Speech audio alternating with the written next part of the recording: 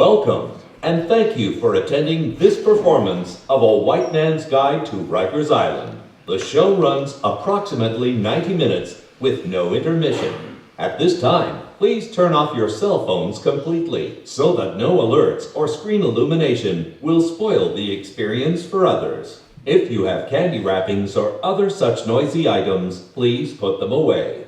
Now, let's enjoy A White Man's Guide to Rikers Island.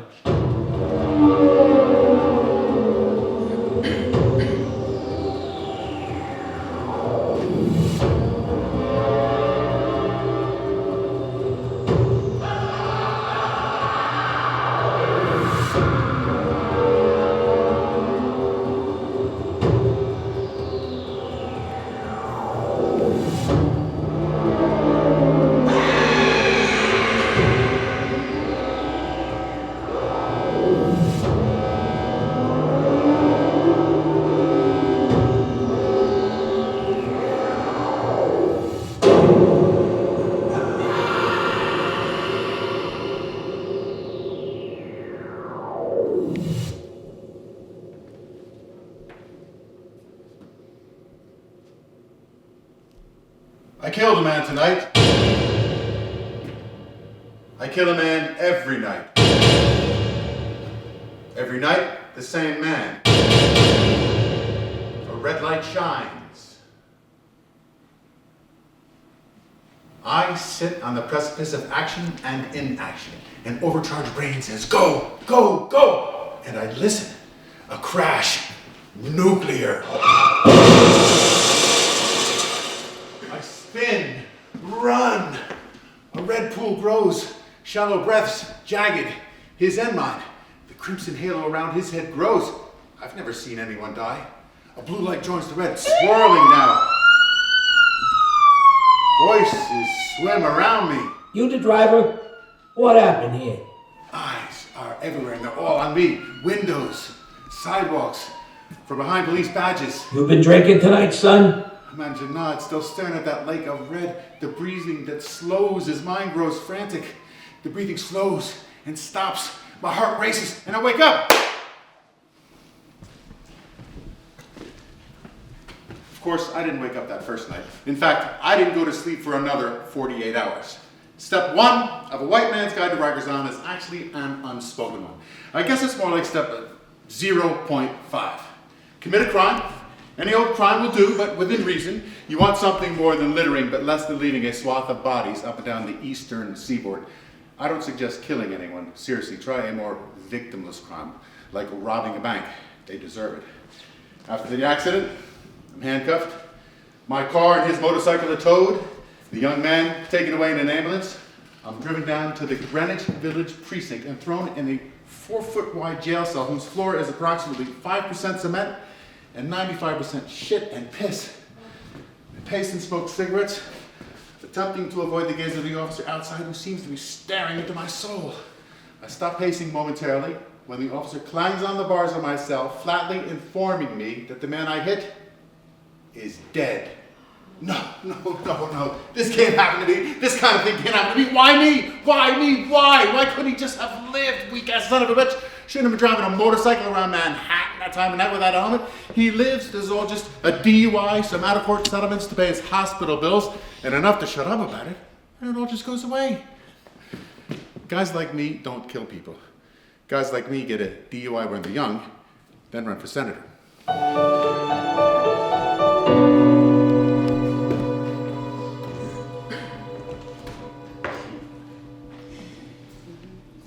See, I was born a privileged white man in Jersey, in case you hadn't noticed. The young Rich Roy, me, was raised in Sussex County, horse country, in a modern but stylish home with 4 bedrooms and 2.5 baths, 2-car garage, and a golf course that came right up to the backyard. I played golf and basketball. I bought a Camaro when I was 17. I grew up with the knowledge that if I worked hard enough, I could be anything I ever wanted to be. Nothing was holding me back from my American dream, except my desire. So I became a boxer. I may have gotten a little soft in my old age, but believe me, in my fighting days, I was a force to be reckoned with. I trained my ass off. I fought in all kinds of crazy places. With big purses. I even got to train and spar with Muhammad Ali a few times. The guy had me up at 5 a.m.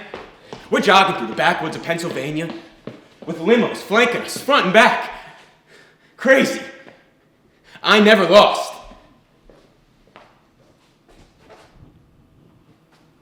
Until one night. I did. This big son of a bitch could reach like a 10-foot pole.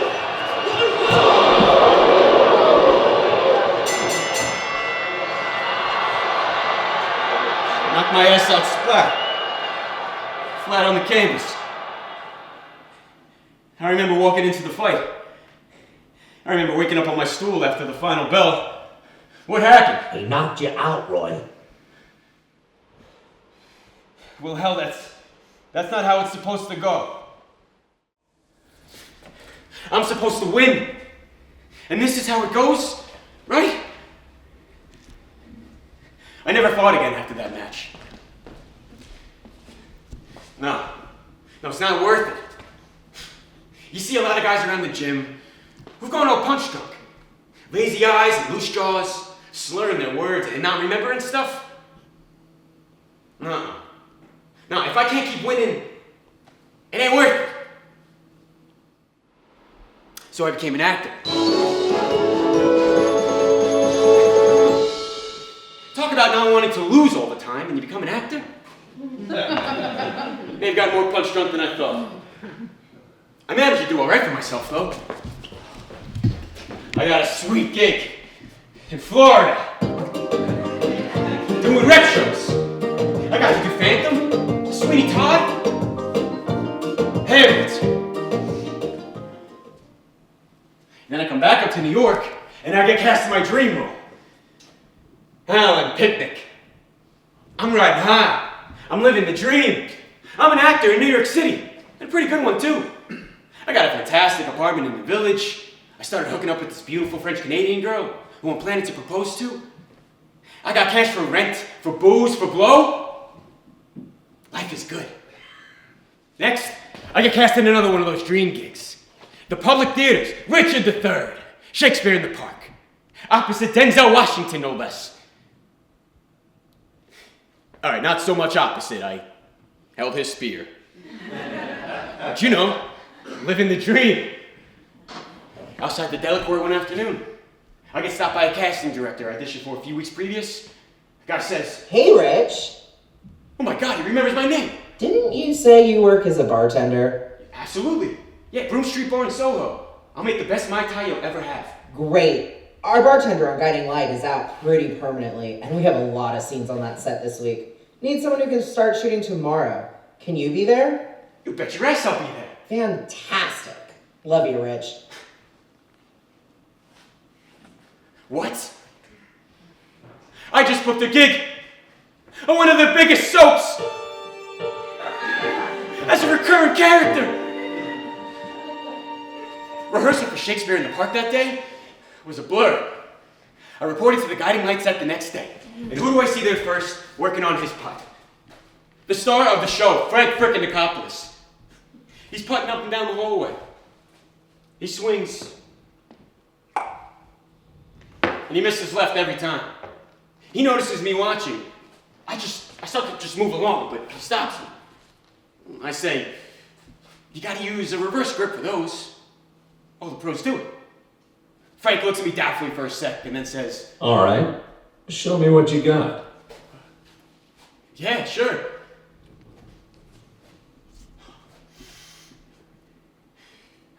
And I hit it. Bang! Right into his coffee cup. What's your handicap? 16, you? Well, free tomorrow morning? Need a fourth for our 7 a.m. tea at the Black Horse in Bethpage. I'm freaking out. Yeah, that sounds fantastic, Mr. Nicopolis. Frank, I'll send a car for you in the morning. Tell my assistant the address. Holy crap! This is nuts! Will my luck ever run out?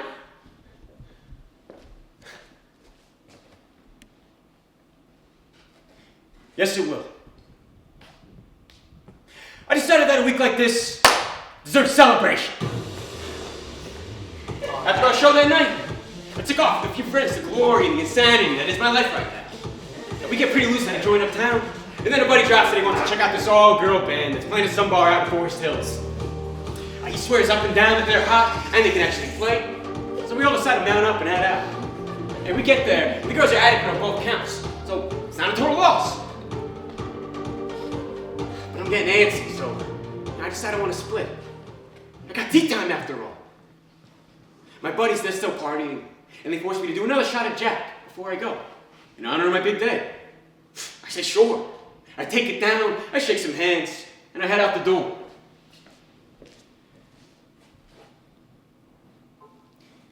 You get a lot of coulda, woulda, shouldas in life, you know. And there's always that point in a good night of drinking where the tides are turned against you. There's that one drink, switch flips, good time Gary's gone, and suddenly destructive Dan shows up. I always wonder, what would have happened if I hadn't taken that last shot? Because that last shot got me thinking, hey, I'm feeling pretty good. I made it back to Manhattan, okay? I should grab some blow. Really make this a party, you know? So I head down to the meat market on 14th on my way home. Bear in mind, the meat market? Not the place to pick up a ribeye. It was the spot to get anything you wanted of a far less reputable persuasion. Coke, heroin, boys, girls. Everything was for sale. Nobody was keeping receipts. I pull up. I roll down my window. And within 3 minutes,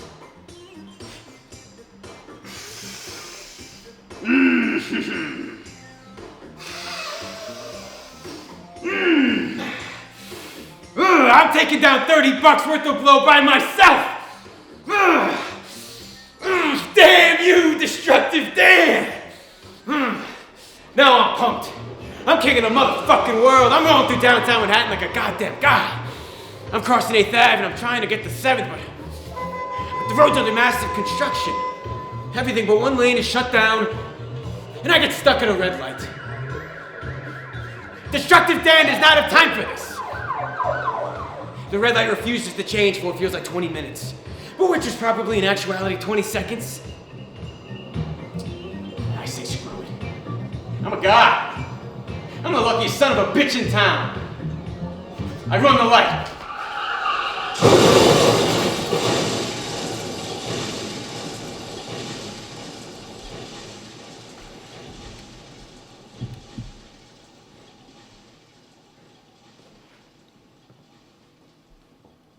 I kill a young man.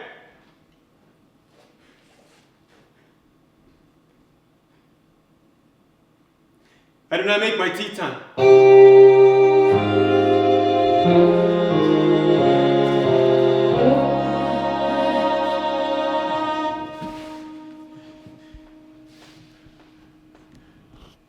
So I'm in my jail cell, having learned that my DWI has likely been upgraded to manslaughter. And the officer on duty tells me it's time for my phone call. I call my father. It's 4 a.m. Hey, Dad. Yeah, I know it's late. Look, I'm in trouble, Dad. I was drinking. I got in an accident. They say I killed a guy. He hung up. My dad, he hung up on me. It's just... Who does that? What do I do? My girlfriend, she's visiting her folks in Canada. My buddies, they're still drinking probably. Who's gonna save me? We call my father again. He stays on the line after speaking with the police officer first. Stay put, Rich. Stay put? Where does he think I'm going? Disneyland? Stay put. We'll be there as soon as we can. We'll figure this out. We've got a great lawyer. We'll make this go away.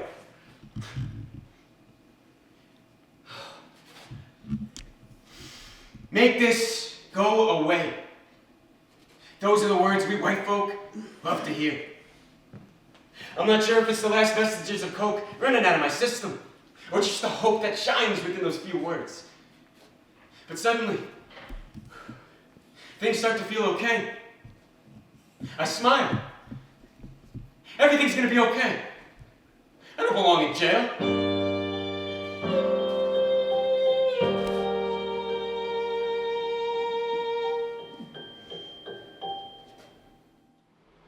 When you're awaiting trial and can afford your bail, life largely goes on as normal. Sure, I lost the gigs I was working and had to bail on, but I still had my apartment, my girlfriend. I met with my lawyer to hash out the details of our defense, which essentially came down to wearing down the court system. We'll outlast them. Knock down every offer they give. They don't want this to go to trial, so we'll get it down to some community service and call it a day. White privilege in action once again. 2 years go by. Mind you, I'm more or less a free man. I will meet folks who have not sniffed fresh air since the day they committed their crime, and we're still awaiting trial years later. 2 years go by and my case is finally considered. 2 years. 2 years filled with fresh air and sex and soft beds and good meals and Christmases. Shit, I got married waiting on these people.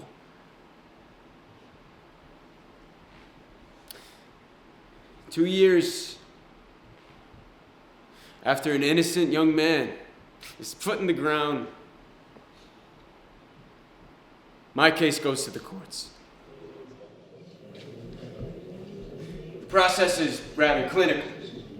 A lot of papers pushed back and forth, dates to show up to and suits to put on. The family showed up to every single one. Mother, father, sister, grandfather. At the second one, a delegation from MAD, Mothers Against Drunk Driving, showed up and they kept coming to every single one after. Just my luck. They pressured the courts to throw the book at me, make an example of me. Who do they think they are? The judge seems to be listening, but my lawyer ain't budging. First, it's manslaughter. Minimum 10 years. No deal. Nice. Then it's manslaughter with a diminished sentence. Minimum 3 years. No deal. Oh boy. Then it's negligent homicide. 1 year in jail, 250 hours of community service. Deal.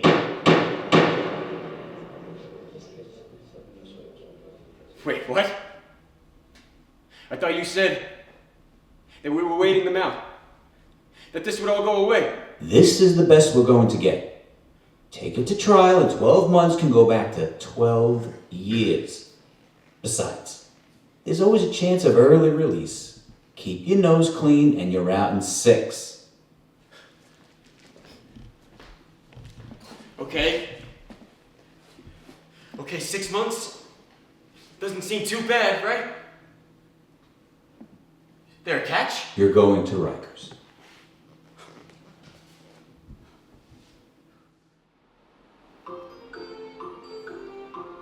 Now, here's your Rikers Island history lesson. Contrary to what most people believe, Rikers Island is not an actual prison. No, prisons are intended for long-term residents. Rikers is the halfway house of the penal system. Intended for folks with terms under 1 year, or on their way to Canada, which is what we call a prison so far upstate. They serve maple syrup with your coffee, eh? The big irony of this place, though, 85% of the folks there haven't even been convicted of anything yet. They're all the folks who can't afford to pay their bail, and so they're stuck while they await trial, likely only to return to Rikers, or worse. Rikers Island is not actually even one jail. It's a collection of jails, 10 of them in fact, that are broken up based on what you did or how long you're in for. Singer's the only exception.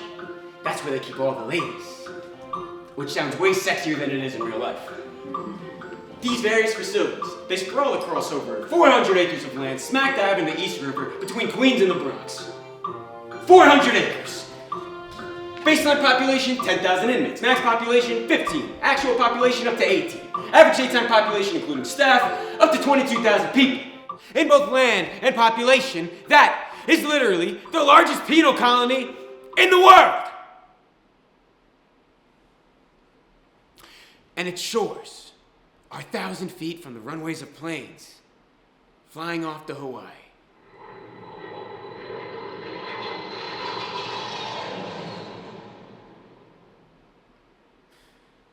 Insane. Now, Rikers Island was not always 400 acres large. It was originally only 90. It was pasture land for pigs waiting to be slaughtered.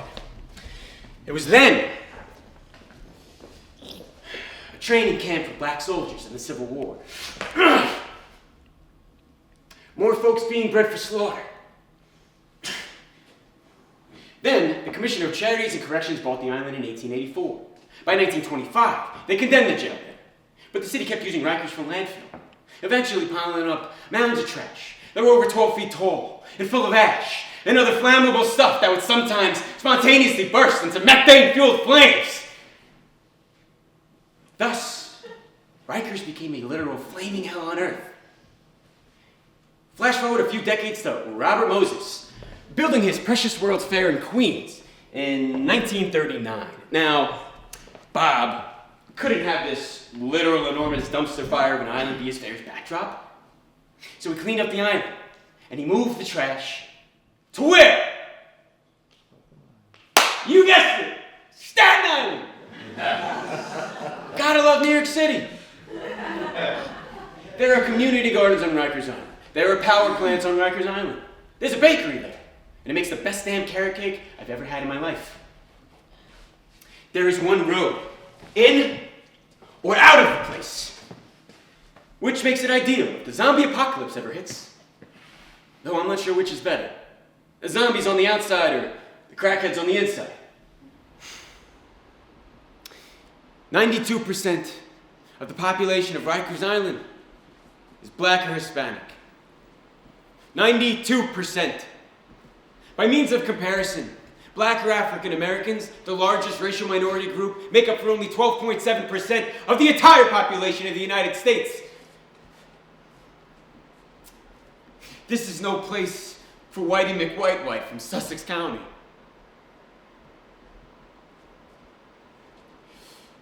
But like Dante, I must make my way through the inferno. Pay my penance. Maybe I'll be forgiven.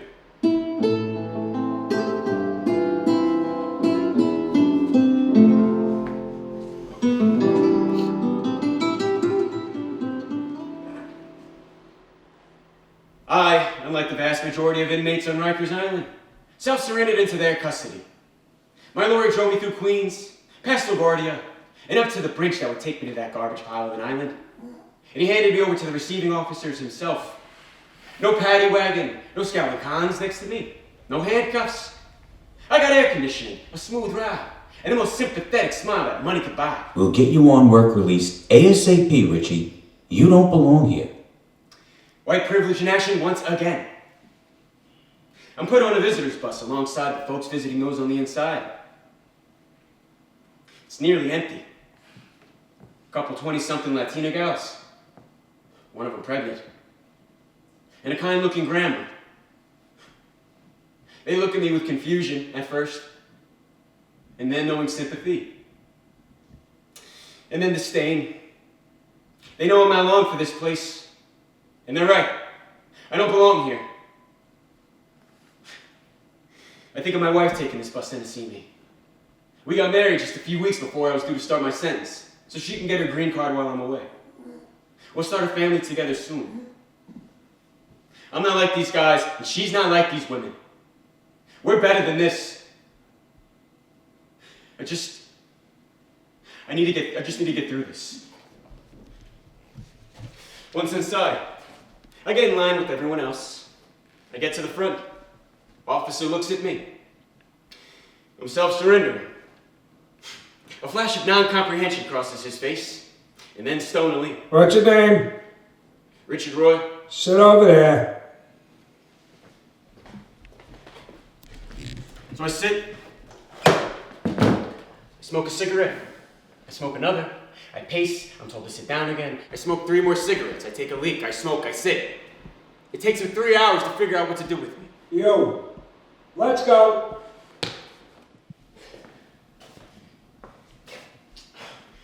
They finally handcuffed me. But only long enough to walk me to the bullpen. The CO, that's corrections officer to you, removes my cuffs and pushes me inside. The bullpen, it's just a holding cell, but it's the belly of the beast. It's where you sit while they figure out where to send you next. This one, like all the rest, it features a toilet smack in the middle of the room, with benches arranged on either side. These benches are filled with about 80 black and Latino men, and they're all staring at me. I sit on the floor, smoke a cigarette. I'm terrified. I don't belong here. I don't belong here. Holy shit, I don't belong here. A raspy voice shatters my anxious mantra. Yo, white man, can I live with them flavors? What? White Man's Guide to Rikers Island, glossary entry number 1.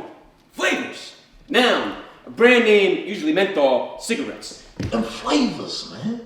I've been getting nothing but them damn Thunderduns around here. You feel me? White Man's glossary entry number 2. Dun-dun-dun-duns. Noun. Cheap-ass cigarettes that burn your throat. The opposite of flavors. Usage. Hey man, you hear that Chavez kicked it last night? Yeah. Those dun-dun-dun-duns. They finally took his ass out. What? Shit. Here. Let me speak white man to you. I have up until now had nothing but the most vile of nicotine-based confections. Perhaps you would be so kind as to allow me the favor of procuring one of your most elegant and delicious cigarettes, nigga. I've got a lot to learn. After another hour or so of sitting and smoking, they start to call roll, shouting out names and dividing us into several different lines depending on our final destinations. It's in this moment I started to realize the differences in my fellow prisoners. Fellow prisoners. Reality's starting to sink in. You see, this line, it's divided up based on where you're headed. And if you were paying attention earlier, you would know that depends on what you've done. So, dealers over there. Lesser assault and robbery guys over here. And murderous row guys way over there.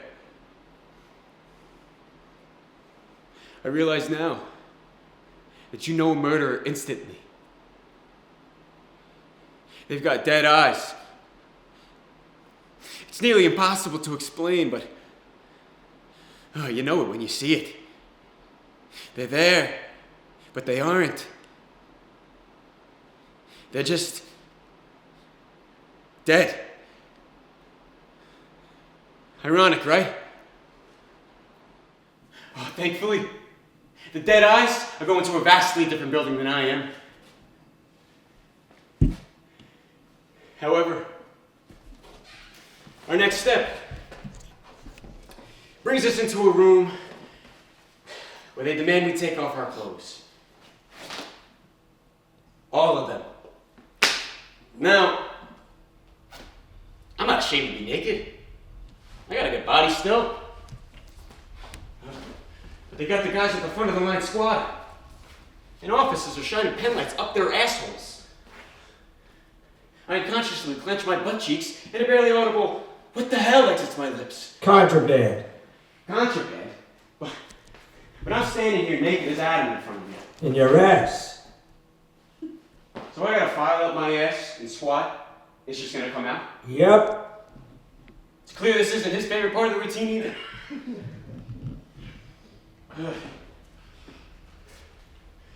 So I wait. Oh no. I squat. My hole is cleared. And they hand me my green standard issue uniform.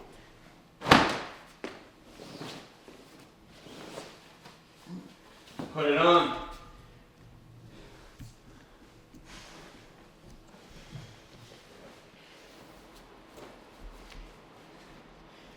I get into the line headed to my cell block.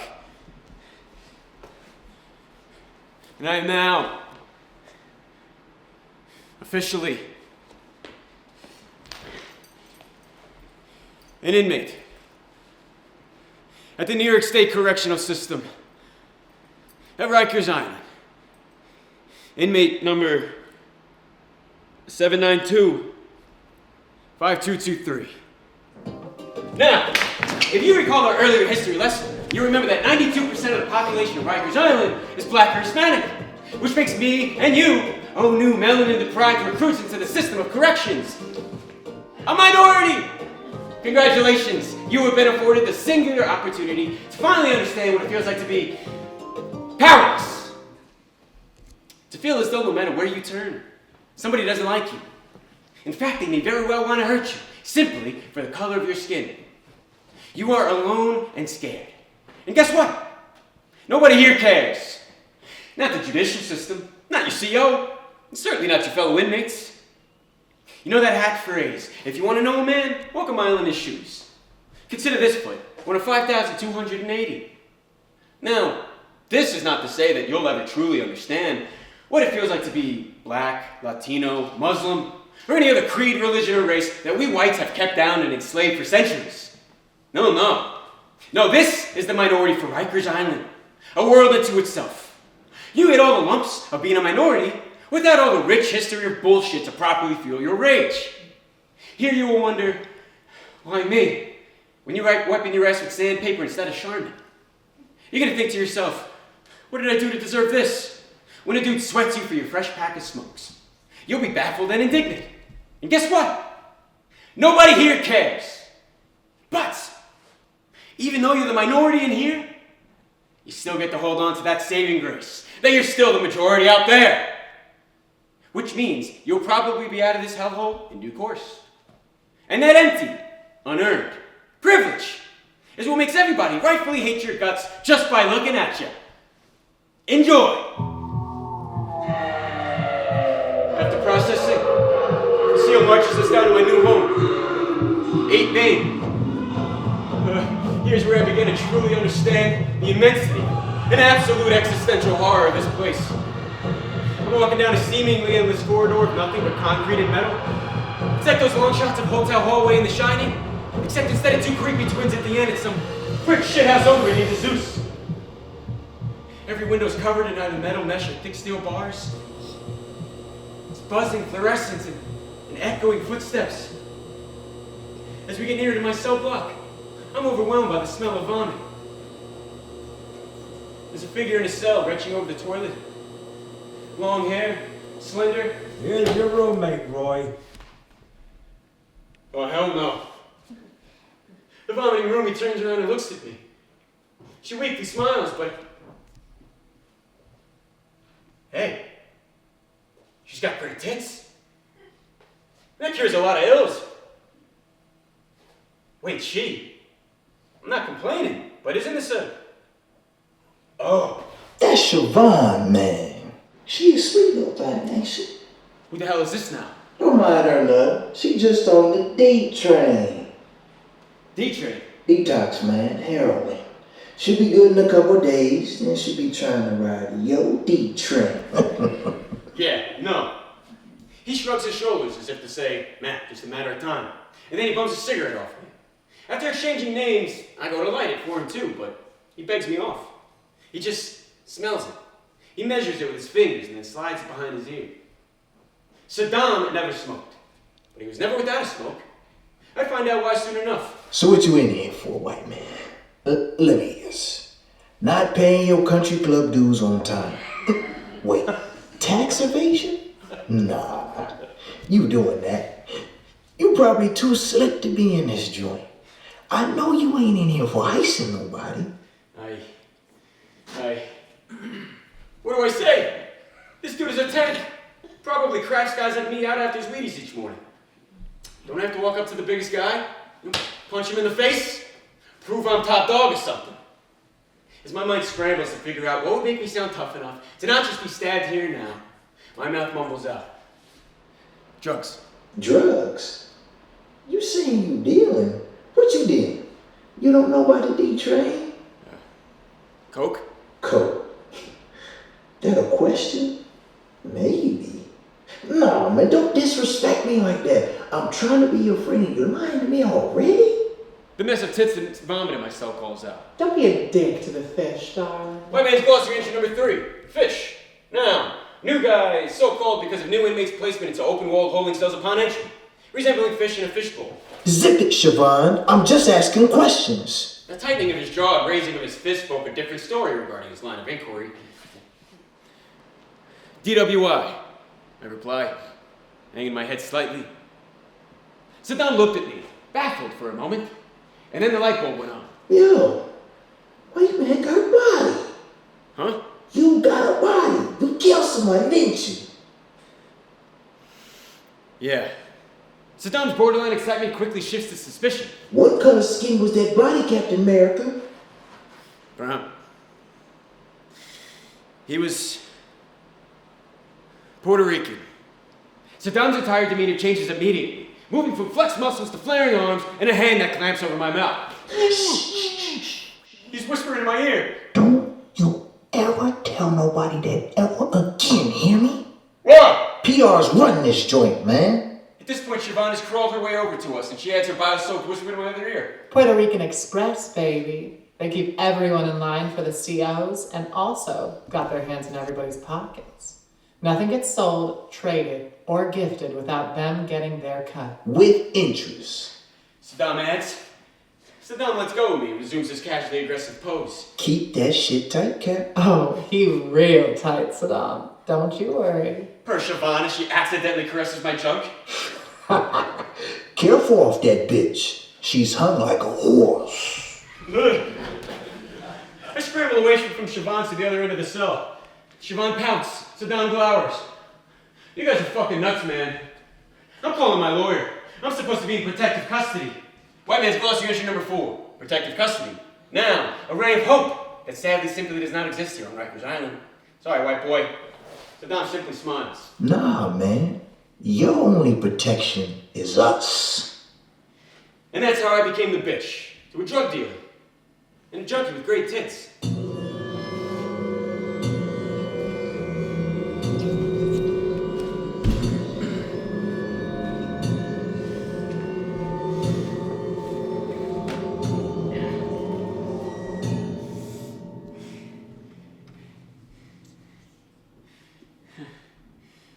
The first night in Rikers Island was the second worst night of my life. Lights are out at 9 p.m. every night, but that doesn't mean anyone sleeps. I lay down on the slab that passed for my bed. But all I could see is my beautiful wife, lying in our soft down comforted sheets. She's there, all blue eyes and golden hair. I lean in to kiss her, but her eyes go blank. Dead!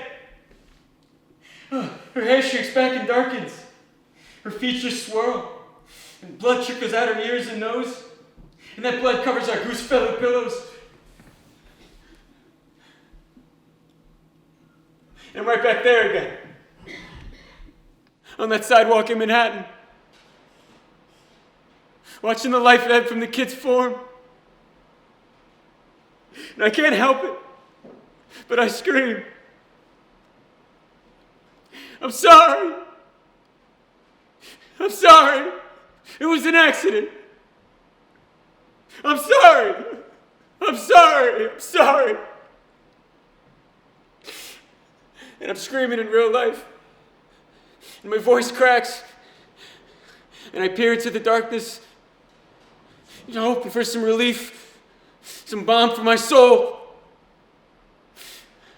And finally, it comes. Yo, white boy, shut the fuck up! Ah, sweet relief. I roll back over trying to find some semblance of comfort. The din around us is maddening. People snoring, praying, tossing, turning, babbling, pissing, jerking off, scratching. While underneath the dull hum of electricity and machinery of justice lulls us from one mundane day to the next. You see, that's one of the things they never tell you about prison. It's not, oh, Danica all the time. The truth of the matter is that it's painfully, mind-numbingly, psychosis-inducingly boring. Here's a typical day in the life of a Rikers Island Indian. 5:30 a.m., morning wake-up. Lights go on whether you want them to or not. CEOs bang on the bars. Everybody up in the dorm. 6 a.m., breakfast. Nobody goes. Keep sleeping. You're pretending to sleep so you can get out of having to do anything. 7 a.m., smoke the day's first cigarette, if you haven't already. 7:30 a.m., take a dump in the 30 seconds that your cellmate goes to his locker for another fresh pack of smokes. 7:31 a.m., read. 8:05 a.m., quit reading, because you're tired of reading the same book over and over again. Start hypothesizing who might have something new. Ulysses or The Stand, something nice and long. 8:53 a.m., realize you're low on smokes. Go collect some juggling bits. 9:16 a.m., take a nap. 11:30 a.m., lunch. You'll actually go to lunch, because at this point, you're probably starving. 11:31 a.m., realize that the food still sucks and will never actually satisfy you. There's some bread in your bread bag anyway, so you got something to munch on later. 1:05 p.m., shoot some hoops. 1:13 p.m., get your game broken up by guards because your point guard's got old school beef with your opposing team center, and it's threatening to burn his joint down when he gets out. 2:53 p.m., nap again. 4:45 p.m.,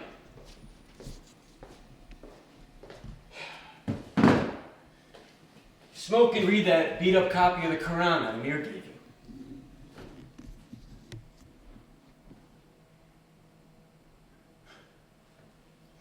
Briefly consider converting.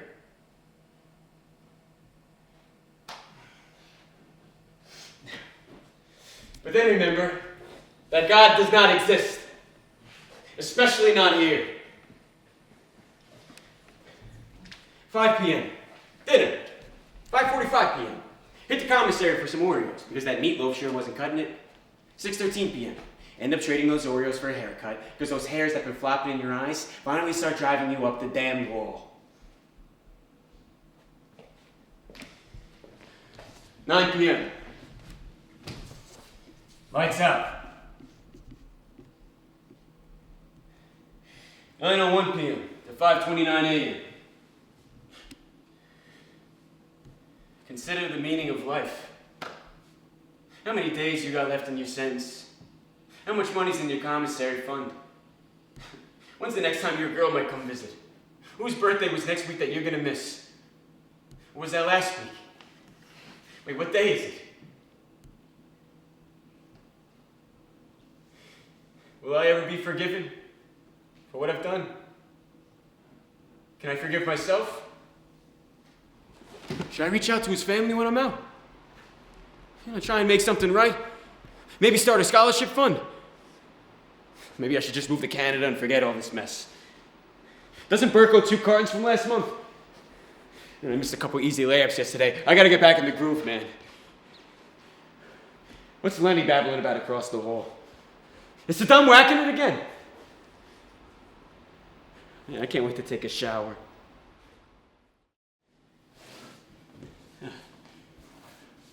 Eventually, the darkness will win out. You will sleep. Eventually. But in that sleep, what dreams will come?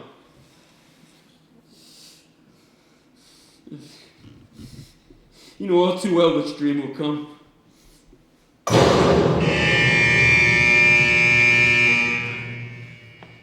And then it's 5:30 a.m. And you do it all again.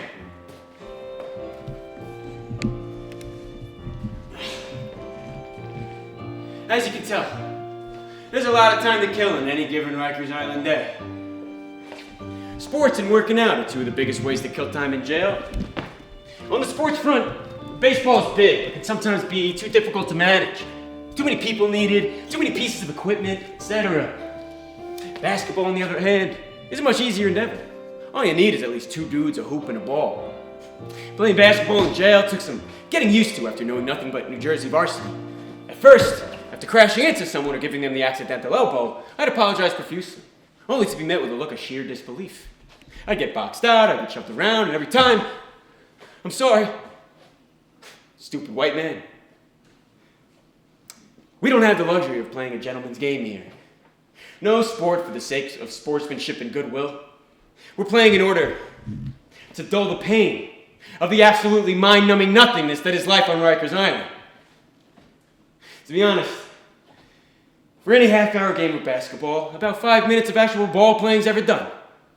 The rest is spent arguing calls, shit-talking, and shouting each other down over which asshole isn't passing the ball enough. We shout to be heard over everyone else in the yard. We shout to drown out the noise in our own heads. The clanging, echoing chamber of anger, guilt, and pity that our lives and minds have become. We shout because there's nothing else to do. Nobody else to listen. And we have to kill 6 months, 6 years, 6 decades here. We shout because we have to just let it out. Playing Go Fish is much the same. Smoking is another of the top things to do to pass the time in jail.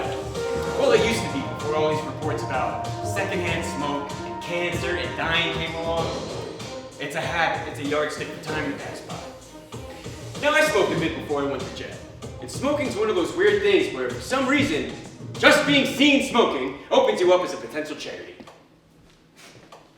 This happens with nothing else in life. Nobody sees a dude on a park bench eating a sandwich and sidles up saying, "Yo, can I get a bite?" But you open a fresh pack of smokes, and suddenly, 3 complete strangers are eyeing you, seeing if you look soft enough to bum one off of. Same in Rikers. Except, opening that fresh pack of smokes, it's like dumping a bucket of chum into the South Pacific. The sharks are circling. Everyone wants one. And those that got them have, you guessed it, power. And those that are smart enough take advantage of that power and they begin to juggle. Juggling is a simple lending system that capitalizes on limited resources and unlimited desires. Everybody needs something in jail. The juggler provides that thing and expects repayment plus interest. In the case of cigarettes, it's often a 3-to-1 return. For every carton of cigarettes you lend, your customer owes you for 3 at the end of the month. It takes startup capital. But once you get rolling, the dividends are obvious and abundant. So, here I am, taking stock of what I have. Respect. No. Friends? I got Siobhan and Saddam, but they're basically just blackmailing me for cigarettes. Power. Nope. But what I do have is commissary. So, how do you gain respect, friends, and power? Well, you buy them, of course. It's the white man's way. So, I do what any privileged white dude would do. I took up juggling. Now I didn't just juggle. I became the juggler. The primo, badass, top-tier Mark Cuban of Rikers Island. I shit you not. There's probably still a gold plate with my name on it outside commissary.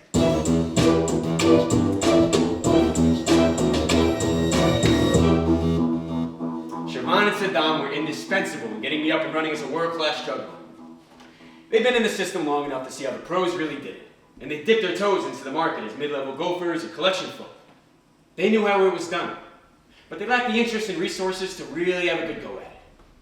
But thanks to the largesse of an American Express Platinum card, we had the dough to take out the competition. Now this is where white privilege might make way to a bit of what we might call hubris.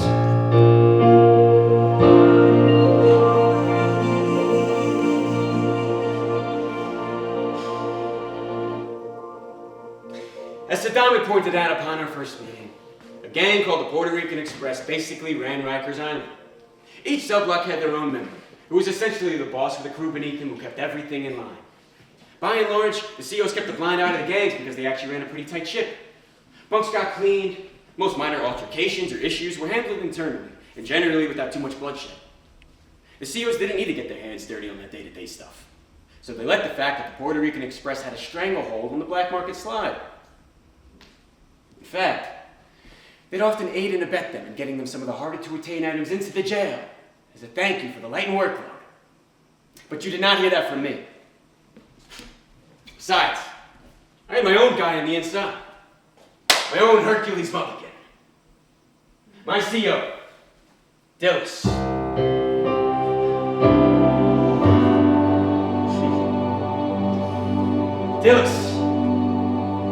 Dillon was a true believer in the correction system. He believed in Rikers Island. He wanted it to be the finest lockup in the country. He'd actually say things like, That Colorado Supermax is making us look like chumps. We need to get back to the good old days when Rikers Island was the #1 prison in the country. #1 prison. Feels kind of like winning an Oscar for porn. Looks good on the resume, but you're still getting fucked. Anyway, Dillon's got the same blind eye to the Puerto Rican Express as everybody else. But he, like so many other good white folk, believes in a free market economy. Thought a bit of competition might help loosen things up a bit. He also had his own beak to get wet. So you're actually able to get me smokes at cost? I can do a lot of things around here. I can do them, but you gotta help me too. What do you need? Write for the Rikers Review. The Rikers Review. Some of you may not know this, but most of the larger prisons actually have their own newspapers. Typically overseen by an officer, but otherwise run entirely by the prisoners. They come up with their own stories, they do interviews, they write, edit, copy, and distribute all themselves. Some of the luckier folk even get extended privileges to use the internet for research. But we didn't have that fanciness when I was in. What we did have, though, was A press pass. Oh, you gotta get yourself one of those, baby. Siobhan was ecstatic when she heard that Dillon offered me a spot on the review. You get a press pass. You can literally go anywhere on the island. All you gotta do is say you're there for a story, and they open up the doors for you. We can start juggling everywhere. The juggling up till now was going well. Actually, it was going great. Siobhan and in with Amir, who was the de facto leader of the Muslim Brotherhood. He loved Siobhan. Siobhan, my beauty, how is your journey to womanhood? Halfway there, darling. Check out these bad boys. Wonderful. May Allah bless you on your path. Amir agreed to have the Brotherhood deal exclusively with us, cutting the Puerto Rican Express out of the equation entirely. It may have been Siobhan, or it may have been the fact that we undercut the Puerto Rican Express's 3-to-1 interests with our own 2-to-1. But either way, we were happy to have him on board. Knowing the Brotherhood was dealing with us gave our group a big boost in credit, and the masses started to catch on. Of course, the Puerto Rican Express caught on as well.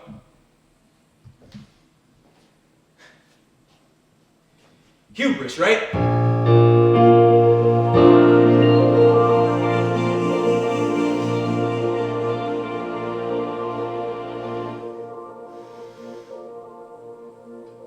White man's glossary entry number 5.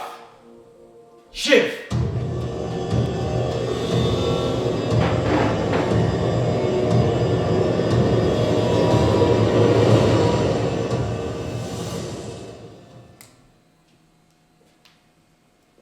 Shiv.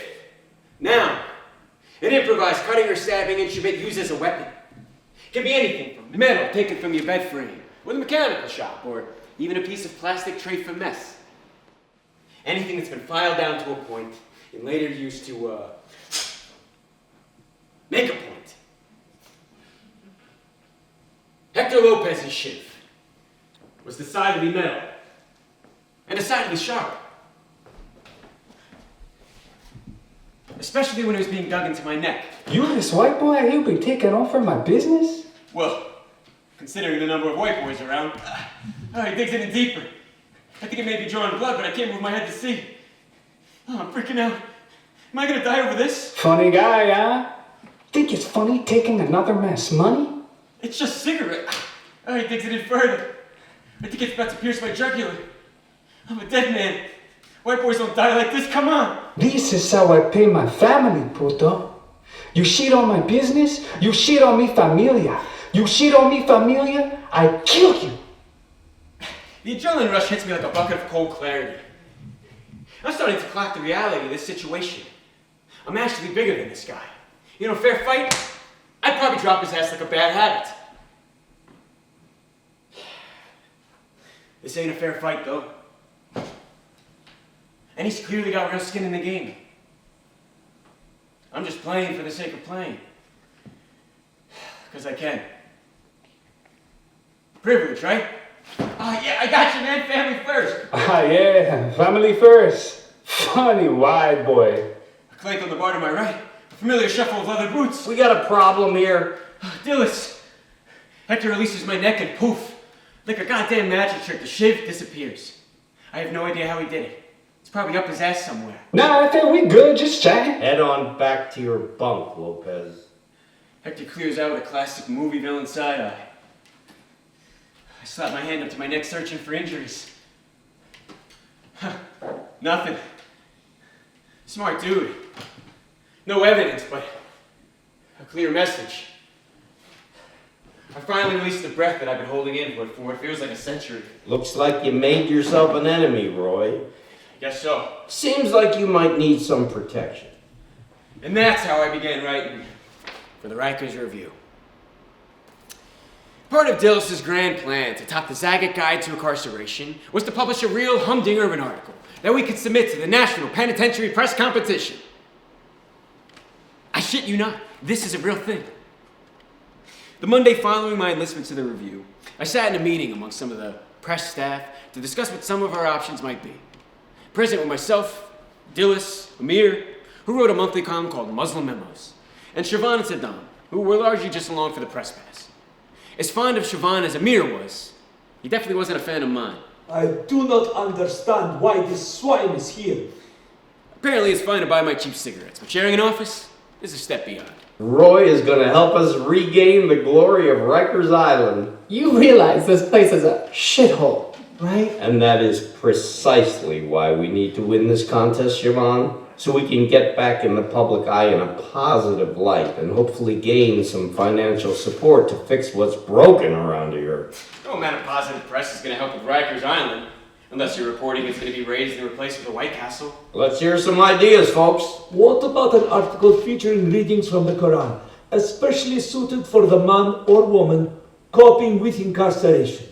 Siobhan blew her raspberry, Saddam gave a thumbs down, and Dillon simply shook his head. Save it for the memos, Amir. We need something groundbreaking. Yeah, get this. What about Black Hamlet? All heads craned towards Saddam with quizzical looks. You mean Othello? Hell no, man. Black Hamlet. You think it's to be or not to be? Nah, dog, it's to G or not to G. Brother's dealing with the real shit. He got a rep to live up to. So what's he gonna do? Nut up and be the G that those dames need? To represent and take down the nigga that killed the OGs and is now stuffing his mama? To suffer the slings and arrows of outrageous fortune? Niggas got bullets flying every which way. Old friends tripping, trying to kill him for a stack. That new dog Fortinbrock coming up here into his hood? Hell no, man. He's sick of all this shit. Tired of it. Wanna get out the game, son. Hang it up for good. Look at all these sad black bitches around here. They know what's up. They all asking the same fucking questions. No doubt about it, Hamlet a straight up nigga. Maybe next issue, Saddam. We floated a bunch of ideas. Most of them were garbage. Dillon is determined, though. Roy, you're our new blood, man. Potential ace in the hole. You got a fresh perspective. What would you want to read in the review? Nobody cares what the white man wants to read. White man can read anything in the world and claim it as his own. Can it, Amir? Roy? Oh, man. Why would anybody care what I have to say? They don't. Amir! I mean, look, I don't have to tell you guys, but this is just a whole other world where I come from. Now it's Saddam's turn. You saying the rest of us born and bred for jail? Saying our lives just one big prison sentence? Didn't you just like in Hamilton? Nah, dog. You don't get to say shit. Okay, let me rephrase. Rikers is just... it's a whole other world. That okay? I took their silence as a yes. Okay, so it's a whole other world, but for me, a white guy, it's like even weirder. It's like stranger in a strange land weird. Okay. Alright. You come in here and there's clearly a whole system of where things get done. I just wish there was some way to have known that ahead of time. Or like, I don't know, when I got here. Siobhan was the one to break my awkward rambling with laughter. Oh, you're too sweet, darling. You wanted to do homework on how to be in Rikers. Bless your heart. You sure you really ran someone over? I'm just saying it would be helpful. Dillon is lit up like a Christmas tree. You're saying like a guide for white guys coming into Rikers? That's brilliant. Nobody will want to read this. Bless your heart. Shit's fucked up. It'll be funny. It'll be something, all right. Part of the white man's guide was a glossary. A collection of terms and phrases that your average white boy would have zero awareness of before getting to Rikers, but would prove invaluable to keeping your ass safe and sane. Some of it was just knowing Spanish, knowing jefe and boss, that can be used both literally and sarcastically. Some are pretty obvious once you get the context, like juggling, or how hang it up means to kill yourself by hanging. Some are a bit more colorful and outside the box. To wit, white man's glossary entry number 6. Catch some money. See, this one can easily be interpreted wrong by most folks. First time I heard it, I thought it was just a weird way of saying you earned some money, you know? Catch equals make, or something like that. Nope. Boy, was I wrong on that one. Now you understand the extraordinarily confused look on the dude's face first time I heard that, and I replied, nice, how much you make? So yeah, catch the money, bust a nut, come, take a load off, Fanny, call it what you will. Sex is normally one of those things one can use to distract themselves from the bad things in their life. Something that would be quite useful while essentially alone in prison. Unfortunately, despite what TVs tell you, conjugal visits aren't part of the program, and anything but the most long-term of long-term prisons. It especially isn't part of the program at Rikers. So, while your typical making the beast with your 2 backs on your Egyptian cotton sheets and your California king-size bed kind of sex isn't on the table, life, well, sex, finds a way. First time my wife came to visit me was after the longest period of time in recent memory that I'd gone since I got some money. So I was jonesing for her go. She never looked so beautiful she did that day. All shiny hair and soft skin, just pink and delicious all over. I got hard just feeling the breeze that wafted over me as she walked past our visiting area. All the blood was rushing downstairs away from my brain, so I missed small details like, sweet guy, really helping me out a lot. And his accent is so sexy. More on that later. Her visit was wonderful, and it meant so much to me. But I ran out of that place as fast as my CO would let me. And I ran straight to the showers. I'm frantic. I'm trying to hold on to the mental image of my wife's perfect breast, pearled with just 2 glinting drops of mid-August sweat. I'm trying to find something. Lotion, soap, something. Finally, I say screw it. I slam the shower on, and I start taking care of business. I got my eyes closed, one hand on the wall. I can almost feel my wife's lips. Her hands running down my back. Wait, those are real hands running down my real back. I spin around. Need a hand? Siobhan whispers. I don't often shriek like a little girl, but I'll admit I did then. No, get out of here. It's okay, darling. Everybody gotta bust a nut sometimes. Lonely to do it alone, you know? I try and explain. I'm married, and I'm not. Would having sex with her count as gay? Or something else? Siobhan gives me that stupid white boy look again and explains that prison sex isn't like normal sex. Nobody knows what goes on in here. Everybody got needs. Straight, gay, none of that matters in here. A nut's a nut, baby. So it's not cheating if it happens in here? Nah, darling. You're just catching some money. The water's still running. I'm still half hard. My wife's breasts a quickly fleeting image. I spin around to finish the job. Siobhan doesn't leave. She moves slightly to the right to get a better angle. I don't hide.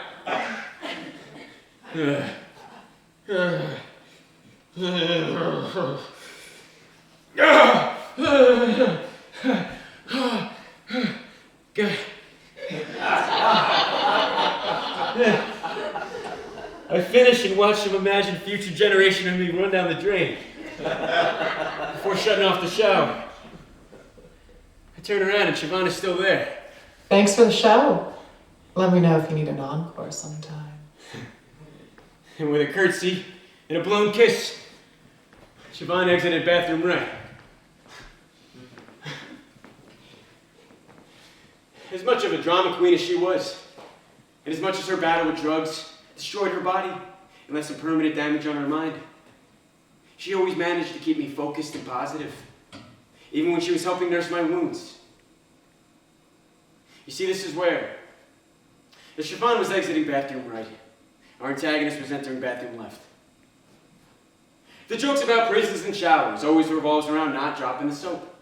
Ironic given my last conversation. However, the real danger is having your back turned, leaving you open to being stuck by something much harder and sharper. You'd think after being given such a clear and pointy warning regarding my transgressions within the Rikers Island black market, that I'd back off, save myself the hassle.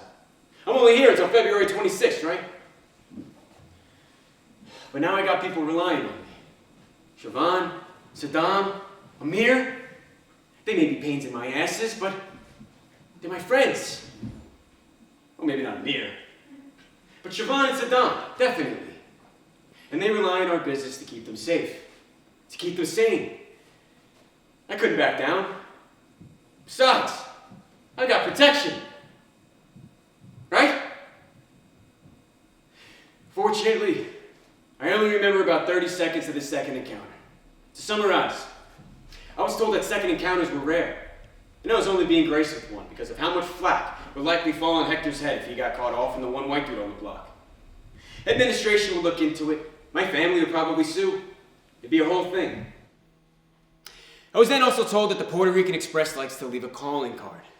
Their particular brand involved carving their initials into their victims' stomachs.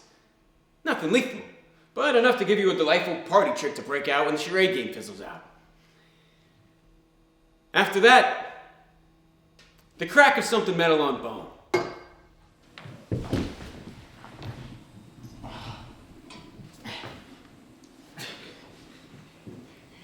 And the next thing I know, I'm waking up, naked and bloody, being cradled on the ground by Siobhan with some postmodern PA top.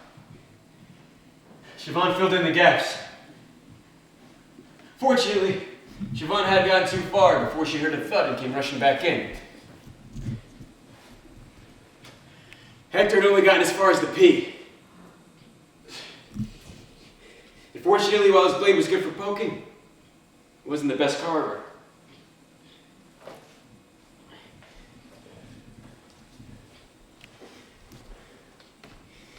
The more lasting wound that would come from this encounter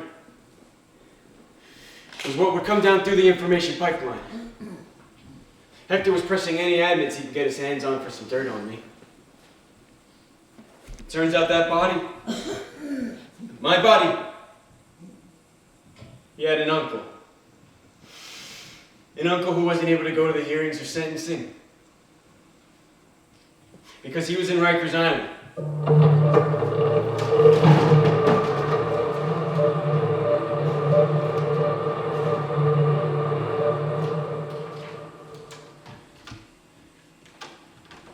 threw myself back into writing after that.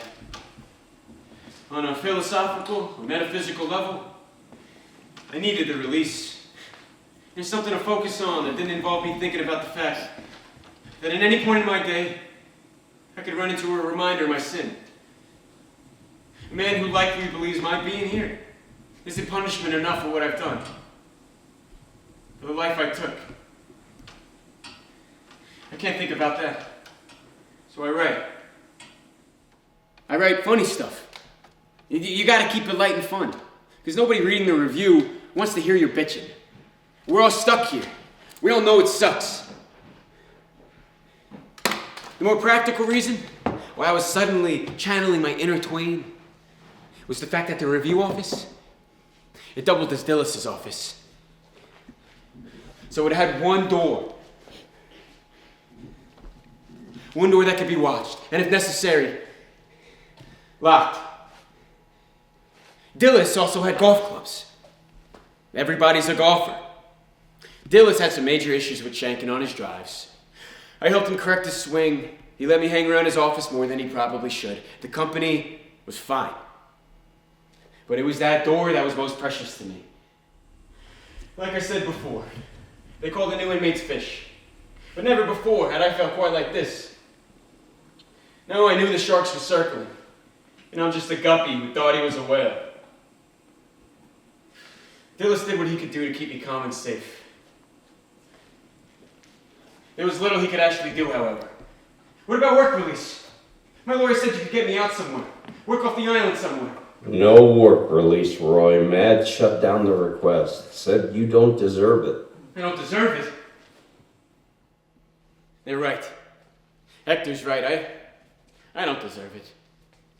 Why should I be allowed to skirt around my punishment? Trust the system. Trust the Lord, Roy. I don't believe in that stuff, man. You really believe in all that God's got a plan crap? What plan is it that led me here? I don't belong here. But you do. You killed a man, you did the crime, now you do the time. That frickin' chestnut. Okay, what's the plan, Dillis? What's the greater good here? Rehabilitation and forgiveness, Roy. Make the man see the error of his ways. Make him realize that if he wants to be part of society, he's got to play by society's rules. And where does the forgiveness come in? If we confess our sins, he is faithful and just and will forgive us our sins and purify us from all unrighteousness. Part of that forgiveness is forgiving yourself. If you know that Jesus will forgive you, it makes it easier to forgive yourself. Then perhaps you can find the peace it takes to move on from your sins and sin no more. Right. Have you asked Jesus for forgiveness? Oh, come on, this isn't a revival, Dillis. I'm serious. Say it with me. Jesus, forgive me. Say it with me. What do you have to lose, Roy? My dignity? Fine. Jesus, forgive me. Nothing. You gotta feel it. Really ask the Lord. Believe in it. Believe in Him. Jesus, forgive me. Jesus, forgive me. Just keep saying it every day. Repeat it. Jesus, forgive me. Jesus, forgive me. Say it until you know it is true, that He has forgiven you. Then let it go yourself. Jesus, forgive me. Jesus, forgive me. Jesus, forgive me. What do you feel, Roy?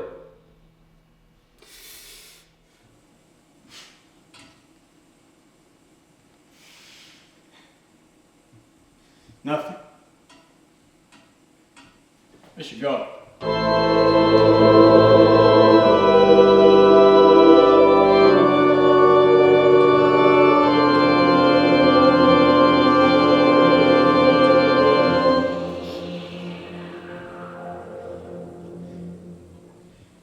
As I mentioned before, A big advantage to being white on Rikers Island is that you have a shelf life. Chances are, if your income's above a certain level and you don't have a pre-existing meth addiction, you have a date that you're out of there. Like a ghost. Poof. Never to be seen again. Scared straight, right? I had my date. It was always tucked in the back of my mind. My life preserver. If I could just get to February 26th, I'm done. Pack it up, call it a day. Thank you very much. You want to lord it over, folks. Use it like a club to beat them down if they're giving you shit. Saddam seriously pissed me off one day.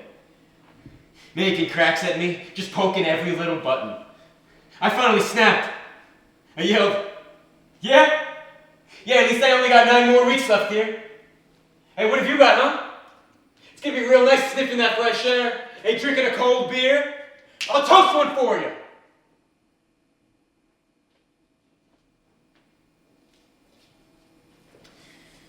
Saddam didn't talk to me for 5 days. The look on his face. I had no idea before I got here. It's just, there's a lot you have to reckon with about yourself. Your place in life. My skin shouldn't be a weapon. It shouldn't be a get out of jail free card. I assumed my life would be totally normal after I got back.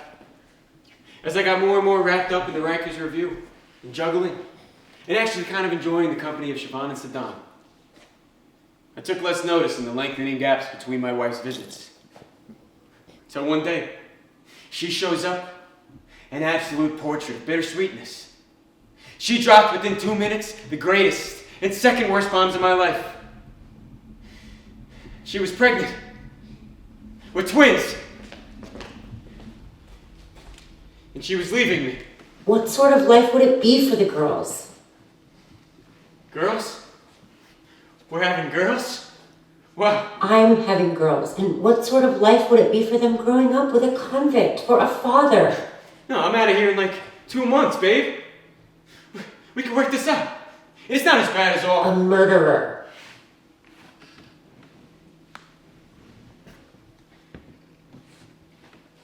This is the second time in my life. The time just stood still. It never dawned on me that that my wife, could boil me down to just that one aspect. I'm 1,000 different things. And that's the thing that... Oh.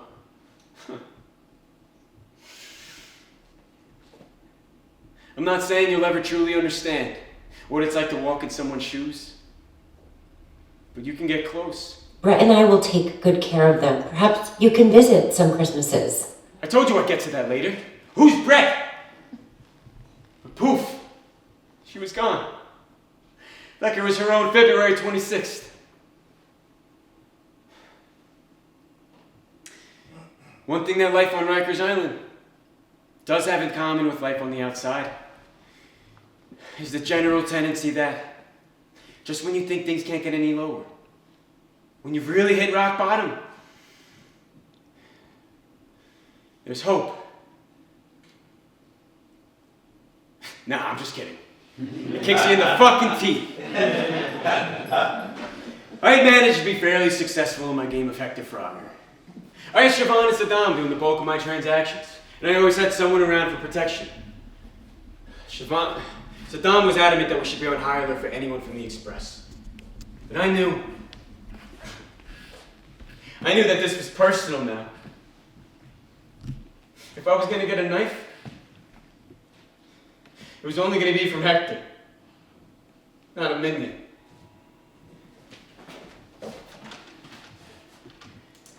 I was writing a ton. The first installment of The White Man's Guide was published, and it was really well received. Even Amir cracked a smile reading it. I wrote profiles on the big basketball match between Rikers and Downstate Correctional. We won. And the bumper crop of sweet potatoes that the farm gang managed to coax from the island. Dillon sent the first guy out for competition. We all crossed our fingers. I don't know why I cared. I wasn't gonna save Rikers. But I did care. And I kept writing. I wrote to forget. And I wrote to forgive. It was February 18th. 8 days to go. Faint sliver of possibility is there, but it's being gangbanged by crippling fear.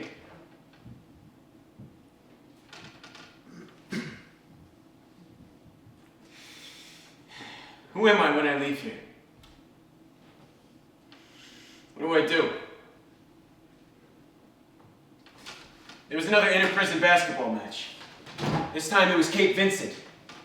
Pretty much everyone on the island was in attendance or watching the game on CCTV. Amir was covering this one, so I stayed in the office to munch some Oreos and finish my edits for the March issue. I wasn't going to be around, but I wanted it all set up for them to print once I was out. Would they even print it, though? Once I leave, am I dead to them? Never to be spoken to or heard from? Or do I get to haunt this graveyard from behind a byline? I had 8 days to go. I let things slip. I got sloppy. One door out of the office is great. It does you very little good when there's someone between you and it. Typing away, F.A. Oh, fuck. Writing your funny little stories about being a Blanco in here. I thought they were hilarious too, F.A. These glossaries? Golden. You got that slang down, bro. Pop quiz. What's Ninja Turtles?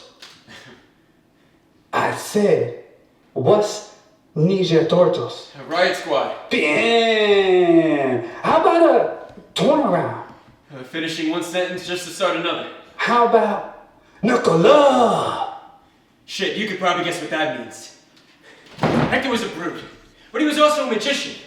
He repeats his trick from our first encounter, but this time in reverse. This time the blade appears in his right hand, as if conjured from another dimension. But wait, there's more. That was the misdirect. Left hook cleans me out.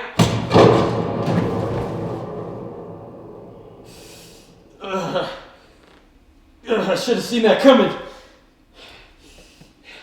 I learned that same trick from my first sparring match. It produced a very similar result.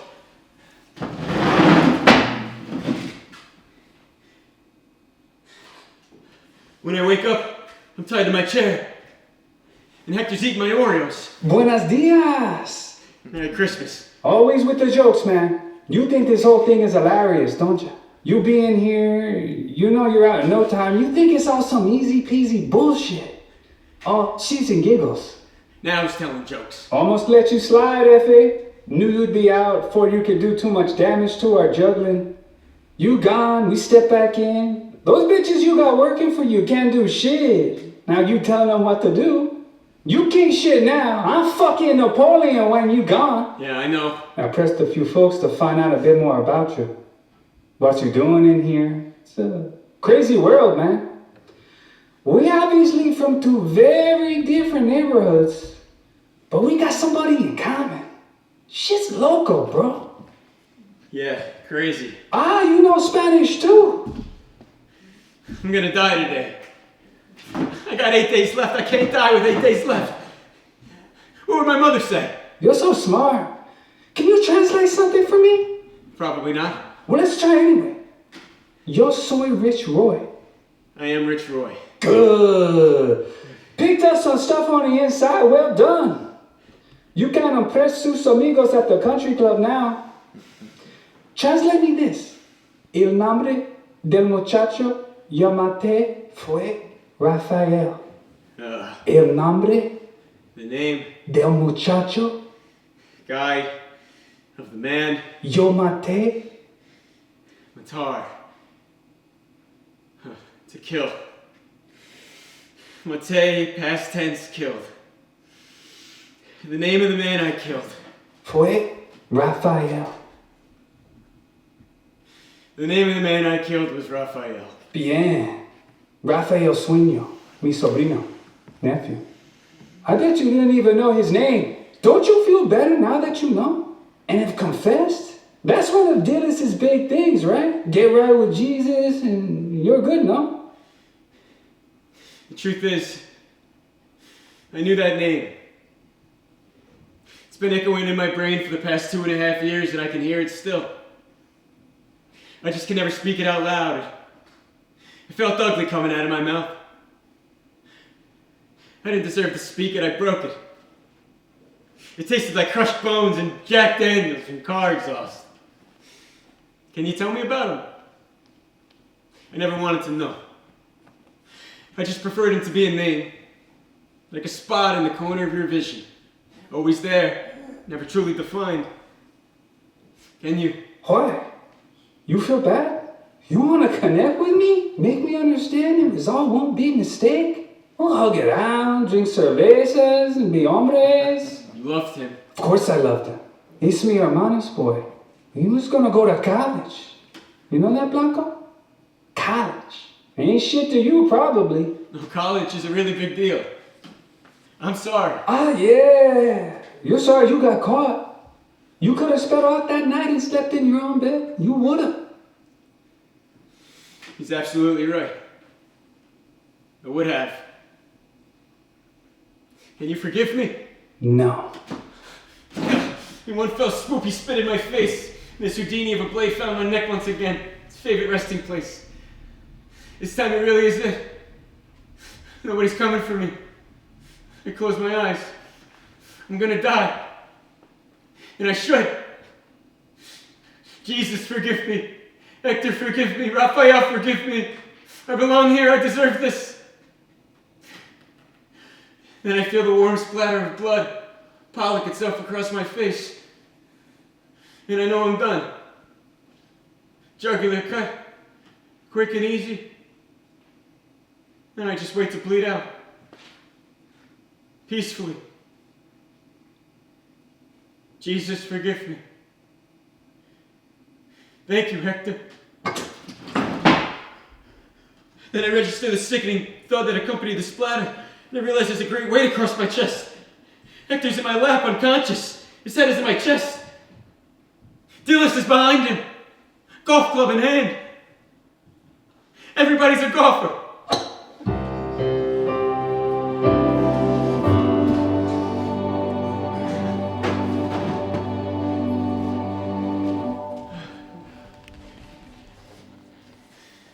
For better or worse, depending who you're asking, nobody else dies in this story. Not yet, anyway. Hector lived. I have no idea where he is now. Amir wound up staying in Rikers on a turnaround. He never admitted to liking me, but he gave me a kufi hat in the evening before I left. Saddam got out about a year after I did. I met him once at his pad in Harlem. I got buzzed in, the 6-foot goddess of a woman with an afro out to here, and a gun nearly as large strapped across her slim torso answered the door. I met Saddam in an interior bedroom that was piled knee-high with drugs and more weapons. He drank a beer, I had an iced tea. He was well. I never saw him again. Siobhan fully transitioned, cleaned up, and lives in Boca. I miss her. Dillon got put on leave for assaulting an inmate. He was conditionally reinstated after a few of us went to bat for him. We didn't win the National Penitentiary Press Competition. Rikers is still there. And I presume that it's still a shithole. Your last entry for this edition of the White Man's Guide is this. Guilt. Guilt. Now, the thing that never goes away. Every single person on that island is guilty. Not in the judicial sense necessarily, but in the sense that they all hold guilt. They all feel guilt, shame, terror, and sadness. Perhaps not due to the actual crime they committed. Some are ashamed of the rock bottom their life hit that they had to commit their crimes. Or maybe they're ashamed of the look in their mother, daughter, grandmother's eyes when they come to visit. if they come to visit. We're ashamed of the birthdays we missed, the relationships we ruined, the time we squandered. Like I said, not everybody's ashamed of their crimes. Some are proud. Some see it as inevitable. Some are merely victims of circumstance. Every joint's got a few Jean Valjeans, you know? In my guilt, well, I got two guilts. I've got the guilt for what I've done. And then there's the more passive guilt that I just don't know how to square. First is for taking an innocent life. Second is the fact that I got the comparatively rosy end of the prison lollipop. Because of who? No, because of what I am. Rikers is for folks meant to be there under a year. Yet hundreds of those guys are stuck there for many years. And you know what they're guilty of? Being black, being Latino, being poor. And just last year, 15 men of color in Rikers dead from overdose disease and suicide. System ain't right. It ain't correcting anything for these guys. It just doubles down on them, it strips them of their humanity, and then pushes many of them back out into the world where they have no resources and they simply find themselves back in the system again. I don't know. I want there to be an actual moral to this story. I want to say that Hector and I really learned something from one another. And that we're both better men for having come to terms with our differences. That I faced my privilege. And I'm now fighting the good fight for racial equality. But that's not my story. I'm here and he's somewhere. The system grinds away. And we continue to be defined by our demographics, not our actions. So Don went back to his life. And I went back to mine. He may very well be back in Rikers. Another black Hamlet. A rogue and peasant slave who wants to do what's right. But fortune compels him to just keep fucking it up. Meanwhile, I'm living my life with backyard barbecues, college graduations, and central air. And I know that's my privilege. And yes, I used to glory in it, whether I was aware of the mechanics of it or not. Writing that column for the Rikers Review started off as a joke. Sure, some of it would be useful for the whites in there, but it could only be written by someone who could keep their tongue firmly planted in their cheek because they knew they weren't long for this place. You need a guide because this isn't your native tongue. You're only borrowing it for 2, 3, 6 months. And then you get to forget it. You get to walk on out of there and put your life right back where it was. So yeah, my guilt ain't going away anytime soon. But I get help in my own way. I don't drink anymore. I put my head down. I try to be the best dad and partner I can be. I just want to tell good stories and make folks laugh. And hopefully, my story will help others see their own world a little more clearly. Come on, we got a tea time.